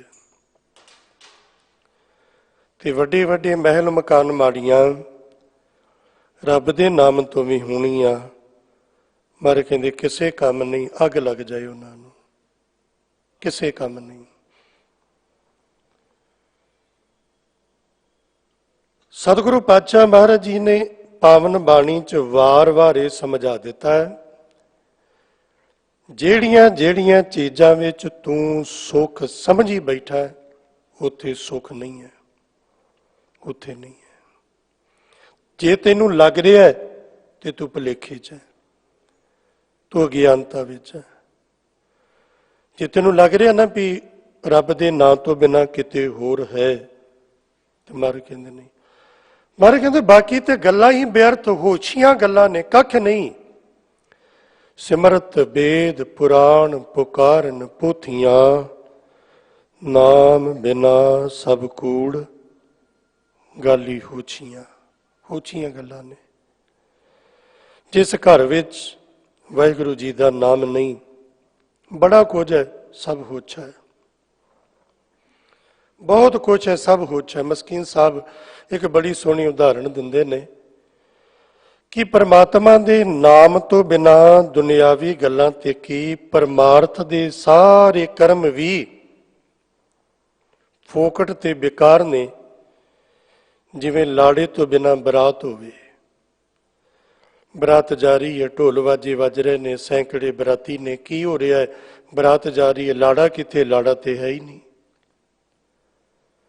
ਜਿਵੇਂ ਲਾੜੇ ਤੋਂ ਬਿਨਾ ਬਰਾਤ ਸ਼ੋਭਹੀਨ ਹੈ, ਇਸੇ ਤਰ੍ਹਾਂ ਵਾਹਿਗੁਰੂ ਦੇ ਨਾਮ ਤੋਂ ਬਿਨਾ ਧਾਰਮਿਕ ਕਰਮ ਵੀ ਸ਼ੋਭਾ ਤੋਂ ਹੀ ਨੇ ਤੇ ਫੋਕਟ ਕਿਸੇ ਕੰਮ ਨਹੀਂ। ਜਾਪ ਤਾਪ ਗਿਆਨ ਸਭ ਧਿਆਨ, ਖਟ ਸ਼ਾਸਤਰ ਸਿਮਰਤ ਵਿਖਿਆਨ, ਜੋਗ ਅਭਿਆਸ ਕਰਮ ਧਰਮ ਕਿਰਿਆ, ਸਗਲ ਤਿਆਗ ਮਨ ਮਧੇ ਫਿਰਿਆ, ਅਨਕ ਪ੍ਰਕਾਰ ਕੀਏ ਬਹੁ ਜਤਨਾ, ਪੁੰਨ ਦਾਨ ਹਉਮੈ ਬਹੁ ਰਤਨਾ, ਸਰੀਰ ਕਟਾਏ ਹਉਮੈ ਕਰ ਰਾਤੀ, ਵਰਤ ਨੇਮ ਕਰੇ ਬਹੁ ਭਾਤੀ। ਇੰਨੇ ਕੰਮ ਹੋ ਗਏ ਨਾ, ਇਹ ਧਾਰਮਿਕ ਕਰਮ ਹੀ ਮੰਨੇ ਜਾਂਦੇ ਨੇ ਨਾ। ਪਾਤਸ਼ਾਹ ਕਹਿੰਦੇ ਨਹੀਂ ਤੁਲ ਰਾਮ ਨਾਮ ਵਿਚਾਰ, ਨਾਨਕ ਗੁਰਮੁਖ ਨਾਮ ਜਪੀਐ ਇੱਕ ਬਾਰ। ਇਹ ਧਾਰਮਿਕ ਕਰਮ ਵੀ ਪਰਮਾਤਮਾ ਦੇ ਨਾਮ ਦੇ ਤੁਲ ਨਹੀਂ। ਬਾਕੀ ਦੇ ਕਰਮ ਤੇ ਪਰਮਾਤਮਾ ਦੇ ਨਾਮ ਦੇ ਤੁਲ ਕੀ ਹੋ ਸਕਦੇ ਨੇ? ਤੇ ਹੋਸ਼ੀਆਂ ਗੱਲਾਂ ਨੇ। ਜੇ ਤੂੰ ਚਾਹੁੰਦਾ ਹੈ ਕਿ ਦੁੱਖਾਂ ਦੀ ਨਿਵਰਤੀ ਹੋਵੇ, ਇੰਨੀ ਇੱਥੋਂ ਤੱਕ ਅਕਲ ਵਰਤ ਕਿ ਗੁਰੂ ਕੋਲ ਜਾ ਕੇ ਅਰਦਾਸ ਕਰ, ਜੀ ਕੀ ਬਿਰਥਾ ਹੋਏ ਸੋ ਗੁਰ ਪੈ ਅਰਦਾਸ ਕਰ, ਇਹ ਤੇਰਾ ਹੱਕ ਹੈ। ਔਰ ਕੇਵਲ ਤੂੰ ਹੀ ਨਹੀਂ, ਕੁੱਲ ਸੰਸਾਰ ਦੇ ਜੀ ਗੁਰੂ ਕੋਲੋਂ ਮੰਗਦੇ ਨੇ ਤੇ ਜਰੀਆ ਕੇਵਲ ਅਰਦਾਸ ਹੈ। ਸਭ ਤੁਧੇ ਪਾਸੋਂ ਮੰਗਦੇ ਨਿਤ ਕਰ ਅਰਦਾਸ। ਤੂੰ ਅਰਦਾਸ ਕਰ। ਦੁੱਖ ਦੂਰ ਕਿਵੇਂ ਹੋਣਗੇ, ਉਹਦਾ ਤਰੀਕਾ ਕੀ ਹੈ, ਇਹ ਤੂੰ ਨਹੀਂ ਸੋਚਣਾ। ਜੇ ਤੂੰ ਇੰਨੀ ਅਕਲ ਦਾ ਮਾਲਕ ਹੁੰਦਾ ਨਾ, ਜੇ ਇੰਨਾ ਸਿਆਣਾ ਹੋ ਜਾਂਦਾ ਤੇ ਕਦੋਂ ਦਾ ਸੁਖੀ ਹੋ ਗਿਆ ਹੁੰਦਾ। ਆਪਣੀ ਅਕਲਾਂ ਤੇ ਬੜਾ ਕੁਝ ਕਰਕੇ ਵੇਖਿਆ, ਕਿੰਨੇ ਤੋੜ ਜੋੜ ਕੀਤੇ, ਉਤਾਰ ਚੜਾ ਕੀਤੇ, ਕਿੰਨੇ ਮਿੱਤਰ ਬਣਾਏ, ਕਿੰਨੇ ਛੱਡੇ, ਕਿੰਨਿਆਂ ਨਾਲ ਦੁਸ਼ਮਣੀ ਪਾਈ, ਕਿੰਨਿਆਂ ਨਾਲ ਬੇਈਮਾਨੀਆਂ ਵੀ ਕੀਤੀਆਂ, ਭਰਾਵਾਂ ਨਾਲ ਬੇਈਮਾਨੀਆਂ ਕੀਤੀਆਂ, ਸਕਿਆਂ ਨਾਲ ਬੇਈਮਾਨੀਆਂ ਕੀਤੀਆਂ, ਬੜੀਆਂ ਠੱਗੀਆਂ ਮਾਰੀਆਂ। ਭਰਾ ਨੂੰ ਉਹਦਾ ਹੱਕ ਨਹੀਂ ਦਿੰਦਾ। ਕਿਉਂ? ਇਸੇ ਲਈ ਨਾ ਕਿ ਮੇਰੇ ਕੋਲ ਜ਼ਿਆਦਾ ਆ ਜਾਏਗਾ ਤਾਂ ਮੈਂ ਸੁਖੀ ਹੋ ਜਾਵਾਂਗਾ। ਇਸੇ ਕਰਕੇ ਨਾ। ਕੀ ਹੋ ਗਿਆ ਫਿਰ? ਤਾਂ ਵੀ ਨਹੀਂ ਹੋਇਆ। ਜੇ ਤੂੰ ਆਪਣੀ ਅਕਲ ਨਾਲ ਸੁਖੀ ਹੋ ਸਕਦਾ ਹੁੰਦਾ ਨਾ, ਕਦੋਂ ਦਾ ਹੋ ਗਿਆ ਹੁੰਦਾ। ਜੇ ਤੂੰ ਅਜੇ ਤੱਕ ਵੀ ਦੁਖੀ ਹੈ ਤੇ ਮਤਲਬ ਇਹ ਹੈ ਕਿ ਤੇਰੀ ਅਕਲ ਦੀ, ਤੇਰੀ ਬੁੱਧੀ ਦੀ ਇਹ ਤਾਕਤ ਨਹੀਂ ਕਿ ਤੂੰ ਸੁੱਖ ਦਾ ਰਸਤਾ ਲੱਭ ਲੈ। ਫਿਰ ਤੂੰ ਇੱਥੇ ਢਹਿ ਪਾ। ਇਸ ਲਈ ਮੱਥਾ ਟੇਕਣ ਦਾ ਅਰਥ ਗੁਰੂ ਨੂੰ ਸਮਰਪਿਤ ਹੋ ਜਾਣਾ, ਗੁਰੂ ਅੱਗੇ ਆਪਣੀ ਅਕਲ ਨੂੰ, ਆਪਣੀ ਸਿਆਣਪ ਨੂੰ ਸਰੈਂਡਰ ਕਰ ਦੇਣਾ, ਇਹ ਮੰਨਿਆ। ਤੇ ਗੁਰੂ ਨੇ ਦੁੱਖ ਦੂਰ, ਦੁੱਖ ਨਿਵਰਤ ਕਿਵੇਂ ਕਰਨੇ ਨੇ? ਮਹਾਰਾਜ ਕਹਿੰਦੇ ਨੇ ਪਹਿਲਾਂ ਤੇ ਆਪਣੀ ਸੋਚ ਬਦਲ। ਸਿਆਣੇ ਕਹਿੰਦੇ ਨੇ ਵੀ ਜਦੋਂ ਦ੍ਰਿਸ਼ਟੀ ਬਦਲ ਜਾਂਦੀ ਹੈ ਨਾ ਤੇ ਸ੍ਰਿਸ਼ਟੀ ਬਦਲ ਜਾਂਦੀ ਹੈ। ਦ੍ਰਿਸ਼ਟੀ ਬਦਲ ਜੇ ਨਾ, ਨਜ਼ਰੀਆ ਬਦਲ ਜੇ ਤੇ ਨਜ਼ਾਰਾ ਬਦਲ ਜਾਂਦਾ। ਗੁਰੂ ਗ੍ਰੰਥ ਸਾਹਿਬ 'ਚ ਜ਼ਿਕਰ ਹੈ, ਸੁਖੀਏ ਕੋ ਪੇਖੈ ਸਭ ਸੁਖੀਆ, ਰੋਗੀ ਕੇ ਭਾਣੇ ਸਭ ਰੋਗੀ। ਜਿਹੜਾ ਸੁਖੀ ਬੰਦਾ ਹੈ ਨਾ, ਉਹਦਾ ਇਹ ਨਜ਼ਰੀਆ ਵੀ ਸਾਰੇ ਸੁਖੀ ਹੋਣਗੇ, ਉਹਨੂੰ ਸਾਰੇ ਸੁਖੀ ਦਿਖਦੇ ਨੇ। ਰੋਗੀ ਕੇ ਭਾਣੇ ਸਭ ਰੋਗੀ। ਜਿਹੜਾ ਬੰਦਾ ਰੋਗੀ ਹੈ ਉਹਨੂੰ ਇਉਂ ਲੱਗਦਾ ਵੀ ਸਾਰੇ ਰੋਗੀ ਨੇ, ਕਿਉਂਕਿ ਉਹਦੀ ਦ੍ਰਿਸ਼ਟੀ ਇਹੋ ਜਿਹੀ ਹੈ, ਉਹਦੀ ਨਜ਼ਰ ਇਹੋ ਜਿਹੀ ਹੈ। ਜਿਹੋ ਜਿਹੀ ਨਜ਼ਰ ਹੈ ਉਹੋ ਜਿਹਾ ਨਜ਼ਾਰਾ ਹੈ, ਜਿਹੋ ਜਿਹੀ ਦ੍ਰਿਸ਼ਟੀ ਹੈ ਇਹੋ ਜਿਹੀ ਸ੍ਰਿਸ਼ਟੀ ਦਿਖਾਈ ਪਾਏਗੀ। ਤੇ ਤੀਸਰਾ ਗੁਣ ਵੀ ਬੇਨਤੀ ਕਰਦਾ ਕਿ ਜੈਸਾ ਅੰਨ ਹੈ ਤੈਸਾ ਹੀ ਮਨ ਹੈ। ਜਿਹੋ ਜਿਹਾ ਭੋਜਨ ਛਕੇਗਾ ਇਹਦੀਆਂ ਵਿਚਾਰਾਂ ਵੀ ਉਹੋ ਜਿਹੀਆਂ ਹੋਣਗੀਆਂ। ਇਹ ਜੋ ਖਾਏ ਪੀਏਗਾ ਇਹਦੀ ਵਿਚਾਰ ਵੀ, ਇਹਦਾ ਮਨ ਵੀ ਉਹੋ ਜਿਹਾ ਹੋਏਗਾ। ਉਹ ਪੱਖ ਦੂਸਰਾ ਹੈ, ਇਸ ਲਈ ਮੈਂ ਉਹਨੂੰ ਛੇੜਨਾ ਨਹੀਂ। ਜੋ ਬੇਨਤੀ ਕਰ ਰਿਹਾ ਸਾਂ, ਪਹਿਲੀ ਗੱਲ ਇਹ, ਜੇ ਤੂੰ ਸੁਖੀ ਹੋਣਾ ਚਾਹੁੰਦਾ ਹੈ ਉਹ ਸਭ ਬਾਅਦ 'ਚ ਹੋਏਗਾ। ਪਹਿਲਾਂ ਆਪਣੀ ਸੋਚ ਬਦਲ, ਆਪਣੀ ਵਿਚਾਰ ਬਦਲ। ਮਹਾਰਾਜ ਤੁਸੀਂ ਕਰੋ ਕਿਰਪਾ, ਦੱਸੋ ਕੀ ਕਰਾਂ? ਮਹਾਰਾਜ ਕਹਿੰਦੇ ਅੱਜ ਤੋਂ ਇਹ ਸੋਚ ਬਦਲ ਦੇ ਕਿ ਪੈਸੇ ਵਿੱਚ ਸੁੱਖ ਹੈ, ਧਨ ਵਿੱਚ ਸੁੱਖ ਹੈ, ਪਰਿਵਾਰ ਵਿੱਚ ਸੁੱਖ ਹੈ, ਉੱਥੇ ਸੁੱਖ ਹੈ, ਉੱਥੇ ਸੁੱਖ ਹੈ, ਕਿਤੇ ਨਹੀਂ। ਫਿਰ ਮਹਾਰਾਜ ਫਿਰ ਕਿੱਥੇ ਹੈ? ਸਭ ਕਹਿੰਦੇ ਨੇ ਦੁੱਖ ਵਿਸਾਰਨ ਸ਼ਬਦ ਹੈ। ਸੁੱਖ ਹੈ ਗੁਰੂ ਦੇ ਸ਼ਬਦ ਵਿੱਚ। ਔਰ ਗੁਰੂ ਦਾ ਸ਼ਬਦ, ਇੱਥੇ ਬਰੀਕੀ ਪੜ੍ਹਿਓ ਪੰਕਤੀ 'ਚ। ਮਹਾਰਾਜ ਨੇ ਨਹੀਂ ਕਿਹਾ ਕਿ ਗੁਰੂ ਦਾ ਸ਼ਬਦ ਦੁੱਖ ਦੂਰ ਕਰ ਦੇਗਾ, ਦੁੱਖ ਦੀ ਨਿਵਰਤੀ ਕਰ ਦੇਗਾ, ਦੁੱਖ ਮਿਟਾ ਦੇਗਾ। ਮਹਾਰਾਜ ਨੇ ਕਿਹਾ ਦੁੱਖ ਨੂੰ ਵਿਸਾਰ ਦੇਗਾ। ਦੁੱਖ ਤੇ ਦੁੱਖ ਰਹੇਗਾ ਹੀ ਨਹੀਂ, ਤੇਰੇ ਅੰਦਰ ਉਸ ਦੁੱਖ ਦੀ ਯਾਦ ਵੀ ਨਹੀਂ ਰਹੇਗੀ। ਦੁੱਖ ਦੀ ਯਾਦ ਤੱਕ ਭੁਲਾ ਦੇਗਾ ਗੁਰੂ ਦਾ ਸ਼ਬਦ। ਭੁੱਲ ਜਾਏਗਾ ਕਿ ਕਿਤੇ ਜੀਵਨ ਵਿੱਚ ਦੁੱਖ ਸੀ, ਕਿਉਂਕਿ ਯਾਦ ਕਰਕੇ ਬੰਦਾ ਦੁਖੀ ਹੈ। ਇਹ ਵੀ ਮਸਕੀਨ ਜੀ ਦਾ ਬਚਨ ਆਪ ਜੀ ਦੇ ਨਾਲ ਸਾਂਝਾ ਕਰਾਂ। ਉਹ ਇੱਕ ਬੜਾ ਪਿਆਰਾ ਨੁਕਤਾ ਦੱਸਦੇ ਨੇ ਕਿ ਮਨੁੱਖ ਹਮੇਸ਼ਾ ਹਰ ਵੇਲੇ ਦੋ ਸਮਿਆਂ ਵਿੱਚ ਰਹਿੰਦਾ ਹੈ, ਜਾਂ ਪਾਸਟ ਵਿੱਚ ਰਹੇਗਾ ਜਾਂ ਫਿਊਚਰ ਵਿੱਚ ਰਹੇਗਾ। ਮੇਰਾ ਸਰੀਰ ਇੱਥੇ ਹੈ, ਸੁਰਤ ਇੱਥੇ ਨਹੀਂ ਹੈ, ਮਨ ਇੱਥੇ ਨਹੀਂ ਹੈ, ਮੈਂ ਇੱਥੇ ਨਹੀਂ ਹਾਂ। ਕਿੱਥੇ ਆ? ਜਾਂ ਗੁਜ਼ਰੇ ਹੋਏ ਸਮੇਂ ਵਿੱਚ ਜਾਂ ਆਉਣ ਵਾਲੇ ਸਮੇਂ ਵਿੱਚ। ਮਨ ਪ੍ਰੈਜ਼ੈਂਟ ਨਹੀਂ ਰਹਿੰਦਾ। ਇਹਦਾ ਕਾਰਨ ਵੀ ਹੈ ਕਿਉਂ ਨਹੀਂ ਰਹਿੰਦਾ। ਜਿਵੇਂ ਸਰੀਰ ਨੂੰ ਹਿਲ ਜੁਲ ਵਾਸਤੇ, ਤੋਰੇ ਫੇਰੇ ਲਈ ਸਪੇਸ ਚਾਹੀਦਾ, ਜਗ੍ਹਾ ਚਾਹੀਦੀ ਹੈ, ਇਸੇ ਲਈ ਮਨ ਨੂੰ ਵੀ ਫਿਰਨ ਵਾਸਤੇ ਸਪੇਸ ਚਾਹੀਦਾ, ਜਗ੍ਹਾ ਚਾਹੀਦੀ ਹੈ। ਤੇ ਪ੍ਰੈਜ਼ੈਂਟ ਵਿੱਚ ਸਪੇਸ ਨਹੀਂ ਹੈ। ਕਿਉਂ ਨਹੀਂ ਹੈ? ਕਿਉਂਕਿ ਪ੍ਰੈਜ਼ੈਂਟ ਤੇ ਹੈ ਹੀ ਬਹੁਤ ਛੋਟਾ, ਇਹ 'ਚ ਜਗ੍ਹਾ ਕਿੱਥੇ? ਇਹ ਤੇ ਹੈ ਹੀ 1 ਸੈਕਿੰਡ, 3 ਸੈਕਿੰਡ ਪਕੜ ਲਓ। ਜਿਹੜਾ ਪਹਿਲਾ ਹੈ ਉਹ ਪਾਸਟ ਹੋ ਗਿਆ, ਜਿਹੜਾ ਵਿੱਚ ਵਾਲਾ ਹੈ ਉਹ ਪ੍ਰੈਜ਼ੈਂਟ ਹੈ, ਤੇ ਜਿਹੜਾ ਤੀਸਰਾ ਹੈ ਉਹ ਫਿਊਚਰ ਹੈ। ਤੇ ਮੇਰੇ ਕੋਲ ਪ੍ਰੈਜ਼ੈਂਟ ਵਿੱਚ ਸਮਾਂ ਕਿੰਨਾ ਹੈ? ਸਿਰਫ 1 ਨਿਮਕ, ਅੱਖ ਝਮਕਣ ਜਿੰਨਾ ਸਮਾਂ। 1 ਸੈਕਿੰਡ ਗੁਜ਼ਰ ਗਿਆ, ਉਹ ਪਾਸਟ ਹੋ ਗਿਆ।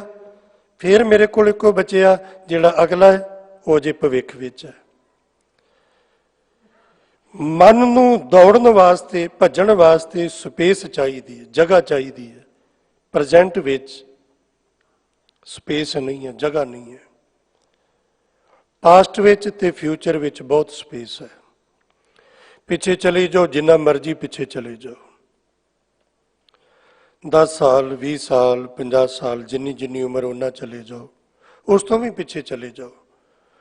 ਸੁਣੀਆਂ ਸੁਣਾਈਆਂ ਕਹਾਣੀਆਂ ਨੂੰ ਆਧਾਰ ਬਣਾ ਕੇ ਪਿਛਲੇ ਯੁੱਗਾਂ 'ਚ ਚਲੇ ਜਾਓ, ਹਜ਼ਾਰਾਂ ਸਾਲ ਪਿੱਛੇ ਚਲੇ ਜਾਓ, ਸਪੇਸ ਹੀ ਸਪੇਸ ਹੈ, ਜਿੰਨਾ ਮਰਜ਼ੀ ਚਲੇ ਜਾਓ। ਜੇ ਆਪਾਂ ਪਿੱਛੇ ਤੋਂ ਆਉਨੇ ਆ, ਕੋਸ਼ਿਸ਼ ਕਰਦੇ ਆ ਵੀ ਵਰਤਮਾਨ ਵਿੱਚ ਰੁਕ ਜਾਈਏ, ਤੇ ਨਹੀਂ ਰੁਕ ਸਕਦੇ। ਇਹ ਤੇ ਸਪੇਸ ਨਹੀਂ। ਇਹਨੂੰ ਝੱਟ ਟੱਪ ਕੇ, ਛਾਲ ਮਾਰ ਕੇ ਪਾਰ ਹੋ ਜਾਂਦੇ ਆ, ਆਉਣ ਵਾਲੇ ਸਮੇਂ ਵਿੱਚ ਚਲੇ ਜਾਂਦੇ ਆ। ਤੇ ਬੰਦਾ ਹਰ ਵੇਲੇ ਇਹਨਾਂ 2 ਸਮਿਆਂ ਵਿੱਚ ਰਹਿੰਦਾ ਹੈ, ਜਾਂ ਗੁਜ਼ਰੇ ਹੋਏ 'ਚ ਜਾਂ ਆਉਣ ਵਾਲੇ 'ਚ।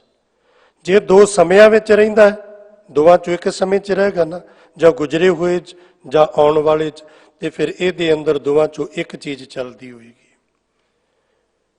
ਜਾਂ ਚਿੰਤਾ ਤੇ ਜਾਂ ਯਾਦਾਂ।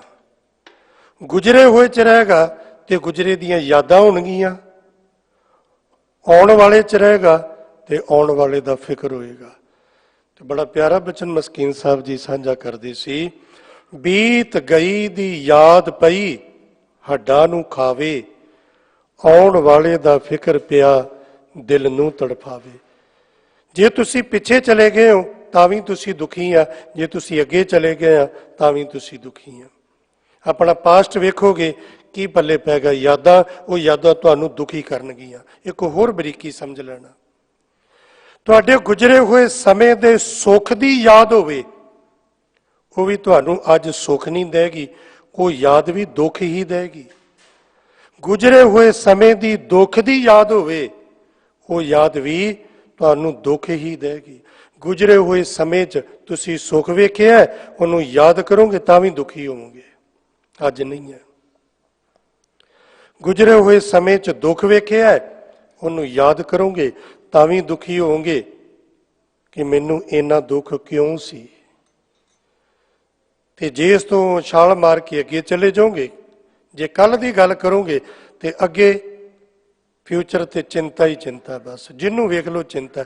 ਬੱਚਾ ਚਿੰਤਾ 'ਚ ਹੈ, ਸਾਲ 2 ਸਾਲ 3 ਸਾਲ ਦਾ ਬੱਚਾ ਚਲੋ ਸਮਝ ਨਹੀਂ, ਸਕੂਲੇ ਪੈ ਗਿਆ, ਚਿੰਤਾ 'ਚ ਪਾਸ ਕਿਵੇਂ ਹੋਵਾਂ। 7ਵੀਂ 8ਵੀਂ ਵਾਲਾ ਇਸ ਚਿੰਤਾ 'ਚ ਹੈ, 10ਵੀਂ 12ਵੀਂ ਕਿਵੇਂ ਹੋਏਗੀ। ਉਹ ਇਹ ਚਿੰਤਾ 'ਚ ਅੱਗੇ ਮੈਂ ਕੀ ਕਰਾਂ। ਜਿਹੜਾ ਅੱਗੇ BA MA MBA ਕਰ ਗਿਆ ਇਸ ਚਿੰਤਾ 'ਚ, ਹੁਣ ਅੱਗੇ ਕੀ ਕਰਾਂ, ਸੈੱਟ ਕਿਵੇਂ ਹੋਵਾਂ, ਉਹ ਇਸ ਚਿੰਤਾ 'ਚ ਹੈ। ਬੱਚਾ ਚਿੰਤਾ 'ਚ ਹੈ, ਜਵਾਨੀ 'ਚ ਕੀ ਕਰਾਂਗਾ। ਜਵਾਨ ਚਿੰਤਾ 'ਚ ਹੈ, ਆਉਣ ਵਾਲੇ ਦੀ ਗੱਲ, ਉਹ ਇਹਨੂੰ ਇਹ ਚਿੰਤਾ ਹੈ, ਸੈੱਟ ਕਿਵੇਂ ਹੋਵਾਂ।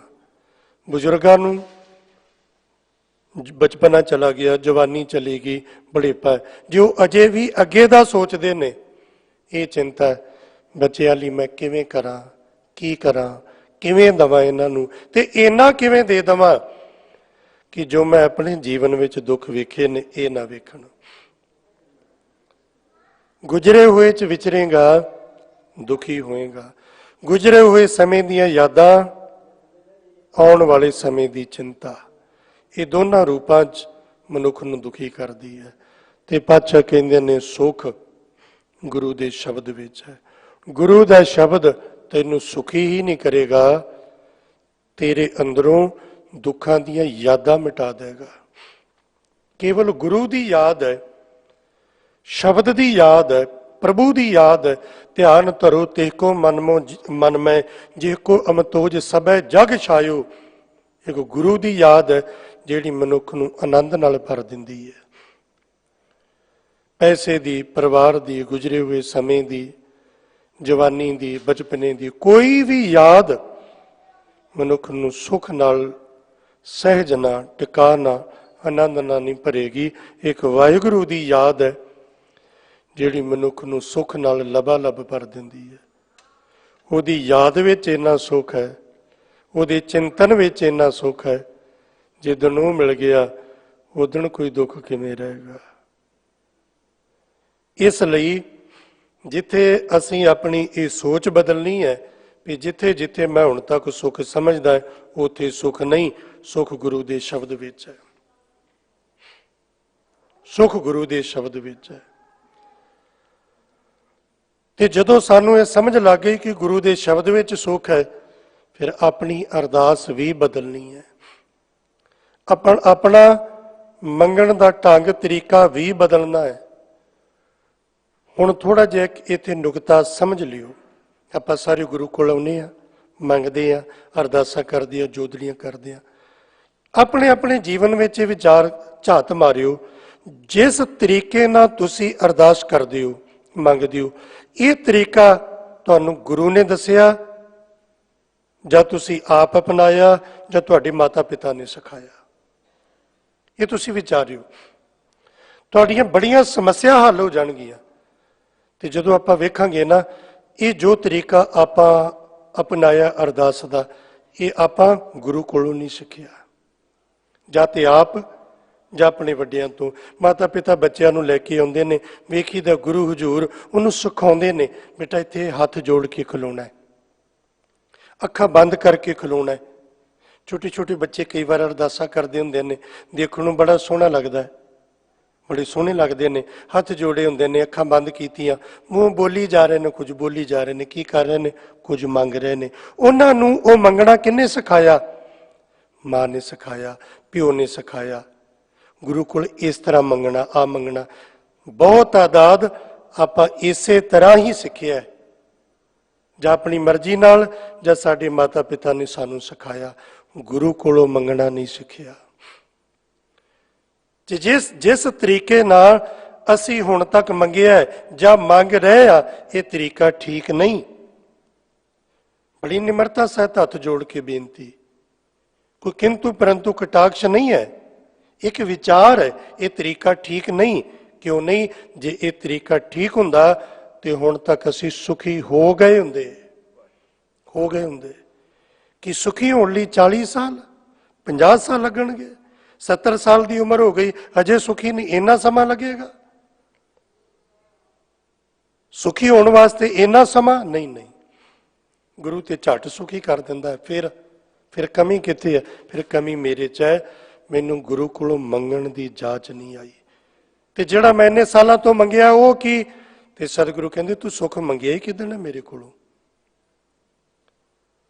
ਗੁਰੂ ਸਾਹਿਬ ਕਹਿੰਦੇ ਨੇ ਤੂੰ ਇੱਥੇ 20 ਸਾਲਾਂ ਤੋਂ, 30 ਸਾਲਾਂ ਤੋਂ, 50 ਸਾਲਾਂ ਤੋਂ ਮੰਗ ਰਿਹਾ ਆ ਰਿਹਾ, ਠੀਕ, ਪਰ ਤੂੰ ਸੁੱਖ ਨਹੀਂ ਮੰਗਿਆ ਮੇਰੇ ਕੋਲੋਂ। ਇਹ ਮੰਨ ਕਿ ਤੂੰ ਸੁੱਖ ਨਹੀਂ ਮੰਗਿਆ। ਮਹਾਰਾਜ ਮੈਂ ਤੇ ਸੁੱਖ ਹੀ ਮੰਗਿਆ, ਧੀਆਂ ਪੁੱਤ ਮੰਗੇ, ਪਰਿਵਾਰ ਮੰਗਿਆ, ਨੌਕਰੀ, ਜਾਇਦਾਦ, ਧਨ ਦੌਲਤ ਮੰਗੇ, ਸੁੱਖ ਹੀ ਤੇ ਮੰਗਿਆ। ਪਰ ਕਹਿੰਦੇ ਨਹੀਂ, ਤੇਰੀ ਸਮਝ ਵਿੱਚ ਫਰਕ ਹੈ। ਤੂੰ ਸੁੱਖ ਨਹੀਂ ਮੰਗਿਆ, ਤੂੰ ਦੁੱਖ ਮੰਗੇ ਨੇ। ਮੰਗੇ ਦੁੱਖ ਨੇ, ਦੁੱਖਾਂ ਨੂੰ ਹੀ ਸੁੱਖ ਸਮਝ ਕੇ ਮੰਗਦਾ ਰਿਹਾ। ਤੇ ਮਾਰੇ ਫਿਰ ਤੇ ਸਭ ਕਹਿੰਦੇ ਤੂੰ ਗੁਰੂ ਕੋਲ ਆ ਕੇ ਦੁੱਖ ਮੰਗੇ ਨੇ। ਕਿੱਦਾਂ? ਵਿਣ ਤੁਧ ਹੋਰ ਜੇ ਮੰਗਣਾ, ਸਿਰ ਦੁੱਖਾਂ ਕੇ ਦੁੱਖ। ਤੇ ਮੰਗਣਾ ਕੀ ਸੀ? ਦੇਹ ਨਾਮ ਸੰਤੋਖੀਆ, ਉਤਰੇ ਮਨ ਕੀ ਭੁੱਖ। ਉਤਰੇ ਮਨ ਕੀ ਭੁੱਖ। ਗੁਰੂ ਕੋਲ ਆ ਮੰਗਣਾ ਸੀ, ਮਹਾਰਾਜ ਮੇਰੇ ਮਨ ਦੀ ਭੁੱਖ ਉਤਰ ਜਾਏ ਬਸ। ਇੱਕ ਹੋਰ ਬੇਨਤੀ, ਆਪਣੇ ਆਪਣੇ ਪਰਿਵਾਰ 'ਚ ਤੇ ਆਪਣੀਆਂ 2 ਪੀੜ੍ਹੀਆਂ ਪਿੱਛੇ ਤੱਕ ਸਾਰੇ ਵੇਖ ਲਿਓ। ਅੱਜ ਆਪਾਂ ਆਪਣੇ ਪਰਿਵਾਰ ਵਿੱਚ ਮਾਇਕ ਤਲ ਤੇ ਉਹਨੇ ਪਰੇਸ਼ਾਨ ਨਹੀਂ ਆ, ਜਿੰਨੇ ਸਾਡੇ ਵਡੇਰੇ ਰਹੇ ਨੇ। ਸਾਡੇ ਵਡੇਰਿਆਂ ਕੋਲ ਅੱਜ ਵਰਗੇ ਘਰ ਨਹੀਂ ਸੀ, ਅੱਜ ਵਰਗੇ ਕੱਪੜੇ ਨਹੀਂ ਸੀ, ਅੱਜ ਵਰਗੀਆਂ ਗੱਡੀਆਂ ਨਹੀਂ ਸੀ, ਸੁੱਖਾਂ ਦੇ ਸਾਧਨ ਨਹੀਂ ਸੀ, ਅੱਜ ਵਰਗਾ ਕੁਝ ਵੀ ਨਹੀਂ ਸੀ। ਸਾਡੇ ਵਡੇਰਿਆਂ ਕੋਲ ਜੋ ਕੁਝ ਸਾਡੇ ਕੋਲ ਹੈ ਨਾ, ਬਾਕੀਆਂ ਨਾਲ ਕੰਪੇਅਰ ਨਾ ਕਰੋ। ਆਪਣੇ ਪਿਤਾ, ਆਪਣੇ ਦਾਦੇ ਤੱਕ ਇਹਨਾਂ ਕੰਪੇਅਰ ਕਰ ਲਓ ਆਪਣੇ ਆਪ ਨੂੰ, ਤੇ ਤੁਸੀਂ ਵੇਖੋਗੇ ਦਾਦੇ ਕੋਲੋਂ ਕੋਈ ਵਿਰਲਾ ਪਰਿਵਾਰ ਹੋਏਗਾ ਜਿਹੜਾ ਡਾਊਨ ਗਿਆ ਹੋਵੇ, ਨਹੀਂ ਤੇ ਬਹੁਤ ਆਦਾਦ ਬਹੁਤ ਕੁਝ ਹੈ। ਦਾਦੇ ਕੋਲੋਂ ਕੁਝ ਨਹੀਂ ਸੀ ਜੋ ਕੁਝ ਪਿਤਾ ਕੋਲ ਸੀ, ਪਿਤਾ ਕੋਲ ਉਹ ਕੁਝ ਨਹੀਂ ਜੋ ਕੁਝ ਅੱਜ ਮੇਰੇ ਕੋਲ। ਇਹ ਸੱਚ ਹੈ ਨਾ। ਇਸ ਦੇ ਬਾਵਜੂਦ ਫਿਰ ਤੇ ਮੈਨੂੰ ਸੁਖੀ ਹੋ ਜਾਣਾ ਚਾਹੀਦਾ ਸੀ, ਫਿਰ ਤੇ ਮੈਨੂੰ ਮੇਰੇ ਕੋਲ ਵਧਿਆ ਹੀ ਹੈ ਨਾ ਪਹਿਲਾਂ ਤੋਂ, ਫਿਰ ਤੇ ਸੁਖੀ ਹੋਣਾ ਚਾਹੀਦਾ ਸੀ। ਪਰ ਮੈਂ ਸੁਖੀ ਨਹੀਂ ਹੋਇਆ, ਮੈਂ ਹੋਰ ਜ਼ਿਆਦਾ ਦੁਖੀ ਹੋ ਗਿਆ, ਹੋਰ ਜ਼ਿਆਦਾ ਦੁਖੀ ਹੋ ਗਿਆ। ਕਿਉਂ? ਮੰਗ ਠੀਕ ਨਹੀਂ। ਹੁਣ ਇੱਕ ਹੋਰ ਇਹਨੂੰ ਥੋੜਾ ਜਿਹਾ ਵਿਚਾਰ ਲੈਣਾ ਤੇ ਕਾਹਲੇ ਨਾ ਪੈਣਾ। ਗੁਰੂ ਕੋਲ ਆ ਕੇ ਇਹ ਨਹੀਂ ਆਖਣਾ ਗੁਰੂ ਮੈਨੂੰ ਰਜ਼ਾ ਦੇ, ਮੈਂ ਰੱਜ ਜਾਵਾਂ, ਇਹ ਨਹੀਂ ਆਖਣਾ। ਆਪਣੀ ਮੰਗ ਬਦਲੋ। ਗੁਰੂ ਕੋਲ ਆ ਕੇ ਆਖਣਾ ਸੱਚੇ ਪਾਤਸ਼ਾਹ ਮੇਰੇ ਤੇ ਕਿਰਪਾ ਕਰੋ, ਮੈਨੂੰ ਭੁੱਖ ਬਖਸ਼ੋ, ਭੁੱਖ ਦੀ ਦਾਤ ਬਖਸ਼ੋ। ਔਰ ਸ਼ਾਇਦ ਇਹ ਗੱਲ ਅਟਪਟੀ ਲੱਗੇ, ਕਿਉਂਕਿ ਆਪਣੇ ਸੁਭਾਅ ਵਿੱਚ ਇਹ ਗੱਲ ਨਹੀਂ ਕਿ ਗੁਰੂ ਕੋਲੋਂ ਭੁੱਖ, ਗੁਰੂ ਕੋਲੋਂ ਤੇ ਰੱਜਣ ਜਾਈਦਾ। ਹੋਰ ਬੇਨਤੀ, ਸਰੀਰ ਦੀ ਇਲਾਮਤ ਦਾ ਮੁੱਖ ਕਾਰਨ ਹੈ ਜੇ ਕਿਸੇ ਬੰਦੇ ਨੂੰ ਭੁੱਖ ਨਾ ਲੱਗੇ। ਜਿਹੜੇ ਬੰਦੇ ਨੂੰ ਭੋਜਨ ਦੀ ਭੁੱਖ ਨਹੀਂ ਨਾ ਲੱਗਦੀ, ਉਹ ਬੰਦਾ ਕੁਝ ਕਰਨ ਦੀ ਜ਼ਰੂਰਤ ਨਹੀਂ, ਰੋਗੀ ਹੋ ਜਾਂਦਾ ਹੈ। ਤੇ ਜਿਹੜੇ ਭੁੱਖ ਦੀ ਗੱਲ ਮੈਂ ਕਰ ਰਿਹਾ, ਜਿਹੜੇ ਮਨੁੱਖ ਨੂੰ ਗੁਰੂ ਦੇ ਸ਼ਬਦ ਦੀ ਭੁੱਖ ਨਹੀਂ ਲੱਗਦੀ, ਕੁਝ ਕਰਨ ਦੀ ਜ਼ਰੂਰਤ ਨਹੀਂ, ਉਹ ਬੰਦਾ ਰੋਗੀ ਹੋ ਜਾਂਦਾ ਹੈ, ਉਹ ਬੰਦਾ ਦੁਖੀ ਹੋ ਜਾਂਦਾ ਹੈ। ਸਾਡੇ ਦੁੱਖ ਦਾ ਕਾਰਨ ਹੀ ਹੈ ਕਿ ਸਾਨੂੰ ਭੁੱਖ ਨਹੀਂ ਲੱਗਦੀ। ਕਿਹੜੀ ਭੁੱਖ? ਬਾਹਰੋਂ ਤੇ ਬੜੀ ਲੱਗਦੀ ਹੈ, ਘਰੋਂ ਵੀ ਖਾਂਦੇ ਹਾਂ, ਤੁਰੇ ਤੁਰੇ ਜਾਂਦੇ, ਬਾਜ਼ਾਰੋਂ ਵੀ ਹੱਥ ਮਾਰ ਜਾਂਦੇ ਹਾਂ। ਬੈਠਿਆਂ ਬੈਠਿਆਂ ਜੀ ਕਰੇ 10 ਮਿੰਟ ਸਬਰ ਨਹੀਂ ਹੁੰਦਾ, ਫੋਨ ਕਰਕੇ ਝੱਟ ਮੰਗਾ ਲੈਂਦੇ ਹਾਂ। ਬਾਹਰੋਂ ਤਾਂ ਬਹੁਤ ਭੁੱਖ ਲੱਗਦੀ, ਬੜਾ ਖਾਂਦੇ, ਮਾਰੇ ਕਹਿੰਦੇ ਇਹ ਭੁੱਖ ਨਹੀਂ। ਇਹ ਭੁੱਖ ਦਾ ਸੰਬੰਧ ਤਨ ਨਾਲ ਹੈ, ਤੇ ਸੁੱਖ ਤੇ ਦੁੱਖ ਦਾ ਸੰਬੰਧ ਤਨ ਨਾਲ ਨਹੀਂ। ਤੇਰੇ ਸੁੱਖ ਤੇ ਦੁੱਖ ਦਾ ਸੰਬੰਧ ਮਨ ਨਾਲ ਹੈ।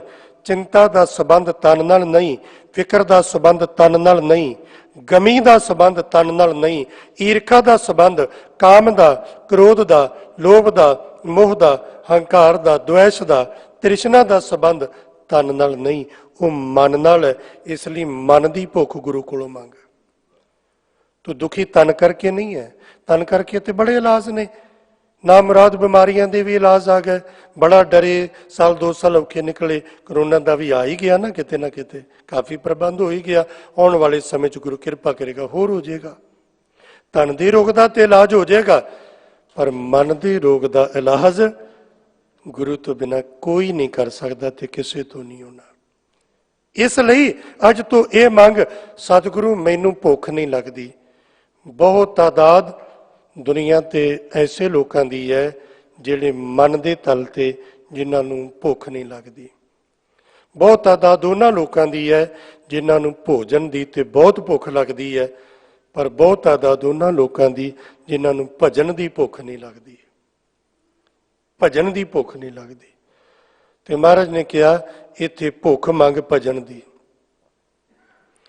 ਸੱਚ ਨਾਮ ਕੀ ਲਾਗੈ ਭੂਖ, ਅੱਜ ਤੋਂ ਇਹ ਮੰਗਣਾ, ਮਹਾਰਾਜ ਕਿਰਪਾ ਕਰੋ ਮੈਨੂੰ ਭੁੱਖ ਲੱਗਣੀ ਸ਼ੁਰੂ ਹੋ ਜਾਏ। ਕਿਹਦੀ ਭੁੱਖ?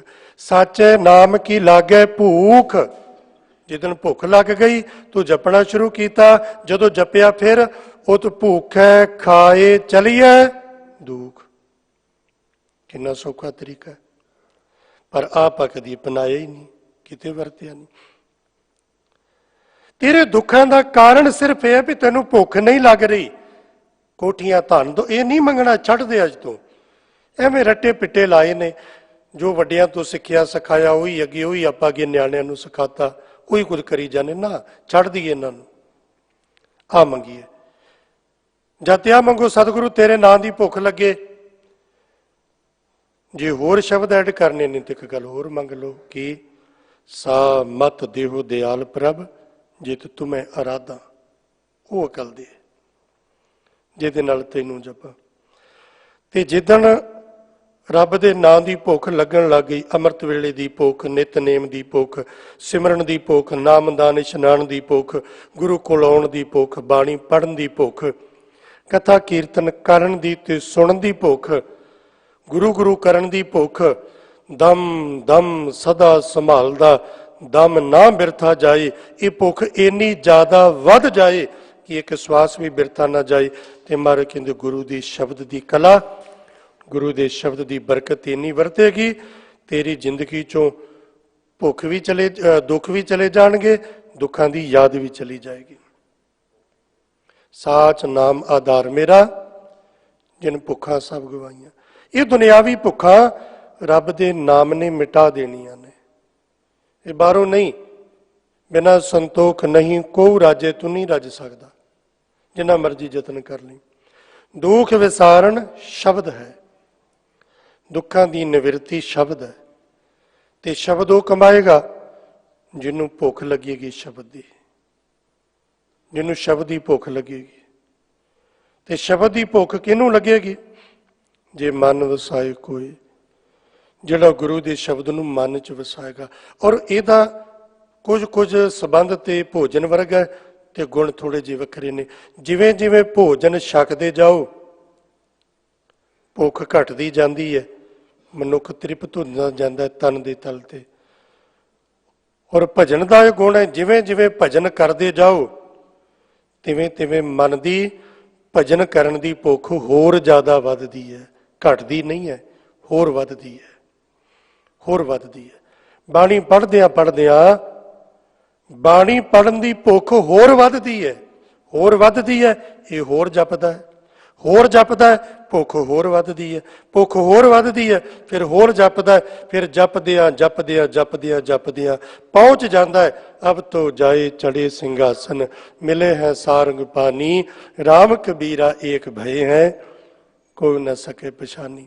ਉੱਥੇ ਤੱਕ ਪਹੁੰਚਣਾ, ਇੰਨੀ ਭੁੱਖ ਵੱਧ ਜਾਏ ਕਿ ਉੱਥੇ ਤੱਕ ਪਹੁੰਚ ਜਾਈਏ ਜੇ ਮਨ ਵਸਾਏ ਕੋਈ। ਹੁਣ ਮਨ ਕਿਵੇਂ ਵਸੇਗਾ? ਗੁਰ ਕਿਰਪਾ ਤੇ ਮਨ ਵਸੇ, ਤੇਰੀ ਅਕਲ ਨਾਲ ਨਹੀਂ। ਫਿਰ ਬੇਨਤੀ ਦੁਹਰਾਵਾਂ, ਜੇ ਸਾਡੀ ਅਕਲ ਨਾਲ ਕੁਝ ਹੋਣਾ ਹੁੰਦਾ ਤੇ ਹੁਣ ਤੱਕ ਹੋ ਗਿਆ ਹੁੰਦਾ, ਜੇ ਨਹੀਂ ਹੋਇਆ ਤੇ ਸਾਡੀ ਅਕਲ ਦੀ ਹੀ ਘਾਟ ਹੈ।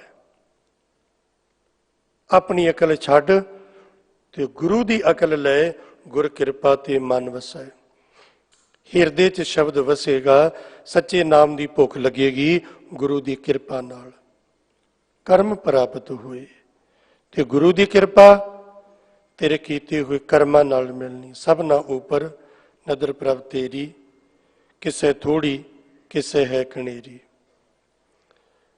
ਉਹ ਤੇਰੇ ਕਰਮਾਂ ਨਾਲ ਜਿੰਨਾ ਜਿੰਨਾ ਆਉਂਦਾ ਜਾਏਗਾ, ਤਰਲਾ ਲੈਂਦਾ ਜਾਏਗਾ। ਜਿੰਨਾ ਮੈਲਾ ਕੱਪੜਾ ਹੋਵੇ ਜ਼ਿਆਦਾ ਵਾਰ ਧੋਣਾ ਪੈਂਦਾ ਹੈ। ਤੇਰੇ ਕੀਤੇ ਹੋਏ ਨੇਕ ਕਰਮ ਫਲੀਭੂਤ ਹੋਣ, ਗੁਰੂ ਦੀ ਕਿਰਪਾ ਦਾ ਪਾਤਰ ਬਣੇ, ਗੁਰੂ ਹਿਰਦੇ 'ਚ ਸ਼ਬਦ ਵਸਾਏ, ਸ਼ਬਦ ਵਸ ਜਾਏ, ਦੁੱਖਾਂ ਦੀ ਨਿਵਰਤੀ ਹੋਏਗੀ। ਇਹਦੇ ਨਾਲੋਂ ਸੌਖਾ, ਇਹਦੇ ਨਾਲੋਂ ਹੋਰ ਕੋਈ ਸ਼ਾਰਟਕਟ ਰਸਤਾ ਸੁਖੀ ਹੋਣ ਦਾ ਦੁਨੀਆ 'ਚ ਕਿਤੇ ਨਹੀਂ ਜੇ। ਮਹਾਰਾਜ ਕਹਿੰਦੇ ਤੂੰ ਅੱਜ ਕਰ, ਹੁਣੇ ਸੁਖੀ ਹੋਣਾ ਤੂੰ। ਇਹ ਨਹੀਂ ਵੀ 10 ਦਿਨ ਬਾਅਦ ਹੋਏਗਾ, ਮਹੀਨੇ ਬਾਅਦ, ਨਾ ਹੁਣੇ ਸੁਖੀ ਹੋ ਕੇ ਜਾਏਗਾ। ਕਿਉਂਕਿ ਦੁਖੀ ਤੂੰ ਮਨ ਦੇ ਤਲ ਤੇ ਹੈ। ਤਨ ਦੇ ਰੋਗੀ ਹੋਣ ਨੂੰ ਦੇਰ ਲੱਗਦੀ ਹੈ, ਤਨ ਦੇ ਅਰੋਗ ਹੋਣ ਨੂੰ ਵੀ ਦੇਰ ਲੱਗਦੀ ਹੈ। ਮਨ ਦੇ ਰੋਗੀ ਹੋਣ ਨੂੰ ਨਾ ਦੇਰ ਲੱਗਦੀ ਹੈ, ਨਾ ਮਨ ਦੇ ਅਰੋਗ ਹੋਣ ਨੂੰ ਦੇਰ ਲੱਗਦੀ ਹੈ। ਗੁਰੂ ਤੇ ਇੰਨੀ ਦੇਰ 'ਚ ਕਰ ਹੁਕਮ ਮਸਤਕ ਹੱਥ ਧਰ, ਵਿੱਚੋਂ ਮਾਰ ਕੱਢੀਆਂ ਬਰਿਆਈਆਂ, ਸਹਿ ਤੁੱਠੇ ਨੌਨਿਤ ਪਾਈਆਂ, ਸੁਖੀ ਹੋ ਕੇ ਚਲੇ ਜਾ, ਹੋ ਗਿਆ ਸੁਖੀ। ਇਹ ਗੁਰੂ ਦਾ ਫਾਰਮੂਲਾ। ਅਗਲੀ ਪੰਕਤੀ ਜਿਸ ਵਿੱਚ ਸਤਿਗੁਰੂ ਨੇ ਮੇਰਾ ਜੀਵਨ, ਤੁਹਾਡਾ ਜਾਂ ਜਿਹੜੇ ਜਿਹੜੇ ਇਹੋ ਜਿਹੀ ਸੋਚ ਵਾਲੇ ਨੇ ਉਹਨਾਂ ਦਾ ਜੀਵਨ, 2 ਪੰਕਤੀਆਂ 'ਚ ਹਜ਼ੂਰ ਨੇ ਕਿਰਪਾ ਕੀਤੀ। ਨਾਨਕ ਹਉ ਕਰਤੇ ਖਪ ਮੂਏ, ਖੂਹਣ ਲੱਖ ਅਸੰਖ। ਜੇ ਤੂੰ ਆਖੇ ਨਾ ਮੈਂ ਬੜਾ ਵੱਡਾ ਇੰਨਾ ਕਰਜ਼ਾ ਇਹ ਕਰਜ਼ਾ, ਕੱਖ ਨਹੀਂ, ਪਤਾ ਨਹੀਂ ਕਿੰਨੇ ਕਾਏ ਇੱਥੇ। ਗਹਿਰੀ ਕਰਕੇ ਨੀਂव खुदाई ऊपर मंडप छाए, मार कंडे ते को अधकाई जिन तृण तार मूंड बलाए। हमरो करता राम स्नेही, काहे रे नर गर्भ करत हो, बिन सजाई झूठी देही। मेरी मेरी कैरों करते दुर्योधन से भाई, 12 जोजन छतर चले था, देही गिरजन खाई। सर्व सोन की लंका होती, रावण से अधकाई, कहाँ पयो दर बांधी हाथी, किनमै भई पराई। दुर्भाषा से करत टगौरी, जादवी फल पाए, कृपा करी जन अपने ऊपर, नाम दियो हर गुण गाए। मेरी मेरी कर दे, मैं कर दे, असंख्या खूणियां दियां खूणियां, तेरे तो कई सियाने चतर ते धनवान ते बलवान इथे खत्म हो गए। मिटे जिंदगी के अरमा कैसे कैसे, ये जमी खा गई आसमां कैसे कैसे। तू ते काहदा विचारा है, तेरे तो वड्डे वड्डे तुरंतर इत्थे कबरां च दफनाए गए ने। नानक हों करते खप मुए, कोहन लख असंख। ते फिर बचदा कौन है होमे तो, सतगुर मिले सो उबरे, साचे शब्द अलंग। अलख अकाल पुरख वाहिगुरु परमेश्वर दी, हुजूर दी, मालिक दी जेड़ा शरण विच आ जाए, जिन्हों पूरा गुरु मिल जाए, ते गुरु दी मत नाल ਜਿਹੜਾ ਆਪਣੇ ਜੀਵਨ ਦਾ ਨਿਰਵਾਹ ਕਰ ਲਏ, ਉਹ ਫਿਰ ਜੀਵਨ ਦਾ ਸਦੀਵ ਸੁਖ ਮਾਣਦਾ ਹੈ। ਇਸ ਜੀਵਨ ਦਾ ਹੀ ਨਹੀਂ ਬਲਕਿ ਇਹ ਲੋਕ ਸੁਖੀਏ ਪਰ ਲੋਕ ਸੁਹੇਲੇ, ਨਾਨਕ ਹਰ ਪ੍ਰਭ ਆਪੇ ਮੇਲੇ। ਭੁੱਲਾਂ ਦੀ ਖਿਮਾ ਜੀ। ਵਾਹਿਗੁਰੂ ਜੀ ਕਾ ਖਾਲਸਾ, ਵਾਹਿਗੁਰੂ ਜੀ ਕੀ ਫਤਿਹ।